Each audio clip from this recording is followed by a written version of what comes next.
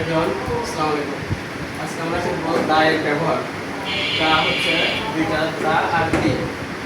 ইংরেজি বর্ণের ভাওয়েলের শেষে এ, ই, আই, ও, ইউ এইগুলা বাদে যদি কোনো ওয়ার্ড থাকে, এ, ই, আই, ও, ইউ এই পাঁচটি বাদে যদি কোনো ওয়ার্ড থাকে, যেরকম দ্য মর্নিং, এখানে দার উচ্চারণ হবে। দার উপর দার পরে প্রথম অক্ষর, ওয়ার্ডের প্রথম অক্ষরটা এম আছে, এর জন্য এটা দ্য মর্নিং দা উচ্চারণ হবে। এবং দা এবং তারপরে যদি হচ্ছে এ, ই, আই, ও, ইউ থাকে, তাহলে সেটা উচ্চারণ হবে দি।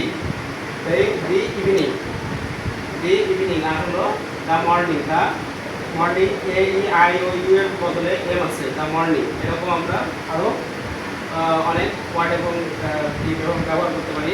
এক্ষেত্রে দা এর ব্যবহার হলো আমরা ভাওয়েলের পরে যদি এ, ই, আই, ও, ইউ থাকে, তাহলে আমরা দি বলবো, দি ইভিনিং।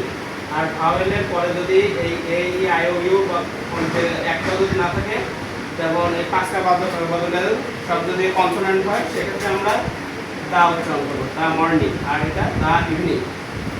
তো আমরা আজকে দা এর ব্যবহার, সঠিক ব্যবহার জানলাম, দা এবং দি এর।